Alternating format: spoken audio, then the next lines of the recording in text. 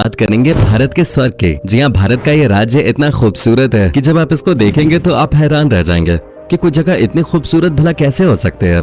हम बात कर रहे हैं कश्मीर के बारे में, जो अपनी खूबसूरती के कारण पूरी दुनिया में खास मुकाम रखता है। कश्मीर भारत के लिए वो हीरा है जो मौसम के साथ अपना रंग बदलता रहता है। कहीं बर्फ से ढके हुए पहाड़ तो कहीं खूबसूरत झरने। कश्मीर के शानदार नज़ारे सच में किसी भी पर्यटक के लिए किसी स्वर्ग से कम नहीं है। साथ ही कश्मीर जाना जाता है अपनी खूबसूरत महिलाओं के लिए। हिंदू और मुस्लिम दोनों के तीर्थ स्थलों का घर है कश्मीर। प्राकृतिक सुंदरता और रहस्यों से भरे ऊंचे पहाड़ों और घाटियों से घिरे कश्मीर के बारे में बहुत कुछ मजेदार बातें आज हम आपके साथ शेयर करेंगे। कश्मीर के क्षेत्रफल की बात करें तो ये राज्य 1,80,000 स्क्वायर किलोमीटर में फैला हुआ है।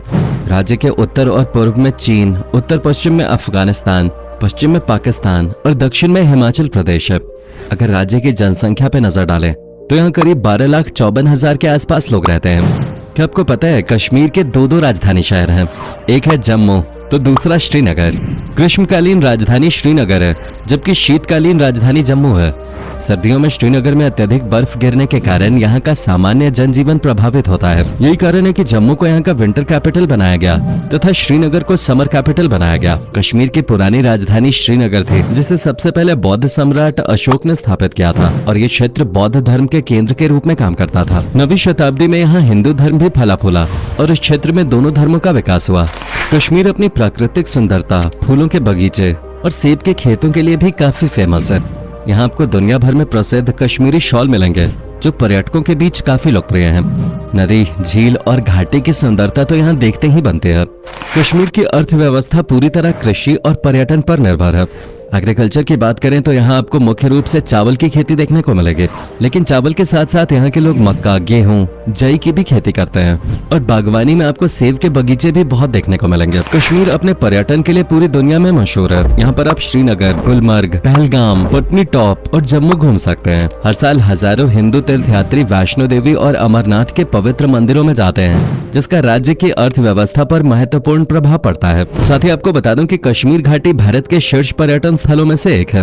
गुलमर्ग भारत में सबसे लोकप्रिय स्की रिजॉर्ट्स में से एक है, जहां दुनिया का सबसे ऊंचा गोल्फ कोर्स भी है। जैसा कि हम सभी जानते हैं कि चाय हमारे देश में कितनी फेमस है। चाय हिंदुस्तान में हर घर में मिलेगी। मेहमानों का स्वागत भी सबसे पहले चाय से ही किया जाता है। पूरे देश में सभी जगह एक जैसी ही चाय मिलती है, लेकिन कश्मीर में चाय की एक अलग ही वैरायटी होती है। यहाँ आपको पारंपरिक हरी चाय मिलेगी। यहाँ के लोग इस चाय को कावा, मसाले और बादाम के साथ पूरे दिन लेते रहते हैं। इस खास चाय का रंग गुलाबी और स्वाद में नमकीन होता है। दोस्तों, कश्मीर की प्राकृतिक सुंदरता के साथ साथ कश्मीर की महिलाओं की खूबसूरती की चर्चा भी हमेशा से ही होती आई है। आप यकीन मानिए, यहाँ की महिलाएं भारत ही नहीं बल्कि पूरी दुनिया में सबसे खूबसूरत मानी जाती हैं। यहाँ की महिलाओं की इस खूबसूरती का राज कश्मीर की भौगोलिक और जेनेटिक कंडीशन मानी जाती है। साथ ही साथ ये लोग ऐसी नेचुरल चीजों से अपनी खूबसूरती को मेंटेन करते हैं जो सिर्फ कश्मीर में ही मिलती है। इनमें से कुछ चीजें वो अपने चेहरे पे लगाती हैं जिससे उनका रंग गोरा होता है। दोस्तों, कश्मीरी पकवान की बात करें तो इसमें वेज और नॉन वेज दोनों तरह के खाने आते हैं। कश्मीरी नॉन वेज की बात ही अलग है। जब आप इनके जायकेदार पकवानों को देखेंगे तो यकीन मानिए सिर्फ देखने से ही आपके मुंह में पानी आ जाएगा। वैसे तो कश्मीरी पकवान बहुत फेमस हैं, पर उनमें अगर कुछ सबसे खास है तो वह है वाजवान, जो कश्मीर के पारंपरिक व्यंजनों में से एक है। आपको ये जानकर हैरानी होगी कि इस व्यंजन में 36 तरह के पकवान होते हैं, जिसमें वेज और नॉन वेज दोनों तरह का भोजन शामिल होता है। ये कश्मीर की संस्कृति का एक अभिन्न अंग है। शॉपिंग करना किसे पसंद नहीं होता। अगर कोई मार्केट ऐसा हो जो पानी में तैरता हो तो वहाँ पे शॉपिंग करने का एक अपना ही मजा होगा, है ना। आपको बता दूंगा कि ऐसा ही मार्केट कश्मीर के श्रीनगर में है जिसे फ्लोटिंग मार्केट कहते हैं, जो यहाँ आए पर्यटकों के बीच बहुत ही लोकप्रिय है। आपको शायद ये बात पता ना हो, मगर ये मार्केट भारत में इस तरह का पहला और एशिया में तीसरा है। दोस्तों, आपको तो पता ही होगा कि कश्मीर को धारा 370 के तहत एक विशेष राज्य का दर्जा दिया गया था, मगर 5 अगस्त 2019 को इसे हटा दिया गया। अब आप लोग ये सोच रहे होंगे कि हमें इस धारा 370 के बारे में आप क्यों बता रहे हैं। तो बात दरअसल ये है कि जब जम्मू कश्मीर में धारा 370 लागू थे तब यहाँ के लोगों को बहुत ही अजीब से अधिकार प्राप्त है। जैसे कि कश्मीर में रहने वाले लोगों को दोहरे नागरिकता मिली हुई है, जिसमें से पहली जम्मू कश्मीर की और दूसरी भारत की है। बता दें, कश्मीर भारत का एकमात्र राज्य है जिसके 2 झंडे हैं, जिसमें से एक राज्य का झंडा और दूसरा भारत का राष्ट्रीय झंडा। जम्मू कश्मीर के निवासी सरकार की आज्ञा से राष्ट्रीय ध्वज के साथ साथ राज्य ध्वज भी फहरा सकते हैं।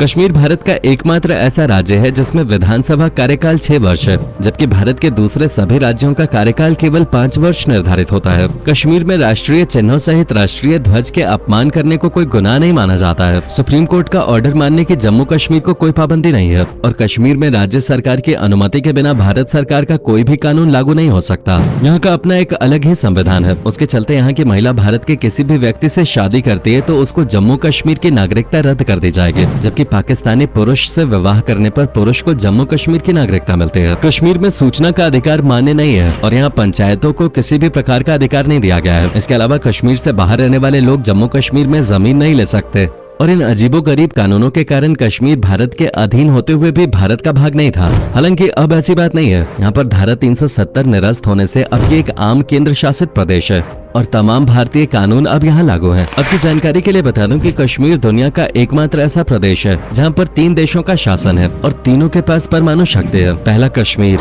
दूसरा पाक अधिकृत कश्मीर और तीसरा चीन अधिकृत अक्साई चिन। दोस्तों, क्या आपको पता है कि हमारे देश में सबसे लंबी रेलवे टनल कश्मीर में है? ये टनल भारत की सबसे लंबी रेलवे टनल है जिसकी लंबाई 11.215 किलोमीटर है। इस टनल को बनिहाल रेलवे टनल के नाम से भी जाना जाता है। साथ ही ये टनल एशिया की चौथी सबसे लंबी रेलवे टनल है। भारत की सबसे लंबी रेलवे टनल के बारे में तो आप जान ही गए। अब आपको भारत की सबसे लंबी रोड टनल के बारे में बताते हैं। दोस्तों, ये टनल कश्मीर में ही स्थित है। 9 किलोमीटर लंबी चेनानी नशरी टनल कश्मीर के चेनानी में स्थित है। लगे हाथ आपको ये भी बता दूं कि कश्मीर का निर्माणाधीन चिनाब पुल विश्व का सबसे बड़ा रेल ब्रिज माना जाएगा, जो भारत के कुतुब मीनार से 5 गुना ऊंचा है। आपकी जानकारी के लिए बता दूं कि कश्मीर में अमरनाथ गुफा में बर्फ से बना प्राकृतिक शिवलिंगम है, जो कि 5000 साल से भी ज्यादा पुराना है और एक प्रमुख हिंदू तीर्थ स्थल है। एक प्रचलित कथा के अनुसार अमरनाथ गुफा की खोज एक मुस्लिम चरवाहे बूटा मलिक ने की थी। साथ ही भारत के सबसे पुराने मंदिरों में से एक मार्तंड सूर्य टेम्पल के खंडहर कश्मीर में स्थित है और इसका निर्माण लगभग 8वीं शताब्दी में हुआ था। आपको तो पता ही होगा कश्मीर में भयानक ठंड होती है। बता दें कि यहाँ स्थित द्रास भारत का सबसे ठंडा स्थान है, जहाँ तापमान -45 डिग्री तक पहुँच जाता है। आपको जानकर हैरानी होगी कि द्रास दुनिया का दूसरा सबसे ठंडा बसा हुआ स्थान है। आज भले ही पोस्ट ऑफिस हमारे बीच उतना लोकप्रिय नहीं रहा, लेकिन अंग्रेजों के जमाने में स्थापित ये सर्विस पूरे भारत में अपना नेटवर्क इस तरह फैलाए हुए है कि चाहे वो महानगर हो या सुदूर गांव या पहाड़ी क्षेत्र, हर जगह ये अपनी उपस्थिति दर्ज कराते हैं। आज हम आपको इसी से जुड़ी एक इंटरेस्टिंग बात बताने जा रहे हैं और वो ये है कि दुनिया का पहला तैरता हुआ डाकघर श्रीनगर में डल झील के पश्चिमी किनारे पर एक हाउस बोट पर बनाया गया था। कश्मीर के बारे में और भी कई मजेदार किस्से हैं, जैसे कि कश्मीर में एक ऐसी घाटी है जिसका नाम एक हिंदी फिल्म के नाम पे रखा गया है। जहाँ पहलगाम से लगभग 15 किलोमीटर दूर स्थित एक घाटी है जिसका नाम बेताब घाटी है, जिसका नाम हिंदी फिल्म बेताब के नाम पे रखा गया है। आपकी जानकारी के लिए बता दूं कि इस फिल्म की शूटिंग यहीं पे हुई थी, इसलिए इस घाटी का नाम बेताब घाटी रख दिया गया। क्या आपको पता है पूरे एशिया में सबसे बड़ी मीठे पानी की झील भी कश्मीर में ही स्थित है, जिसका नाम वुलार झील है और ये झील एशिया की सबसे बड़ी मीठे पानी की झीलों में से एक है। साथ ही साथ आपको ये भी बता दूं कि गुलमर्ग गोंडोला भारत में सबसे बड़े और सबसे ऊंचे रोपवेज में से एक है, जिसकी कुल हवाई दूरी लगभग 5 किलोमीटर है। आपको बता दूं कि कश्मीर में हिंदू धर्म के तीर्थ स्थलों के अलावा मुसलमानों के सबसे पवित्र तीर्थ स्थलों में से एक हजरत बल श्राइन भी श्रीनगर में ही स्थित है।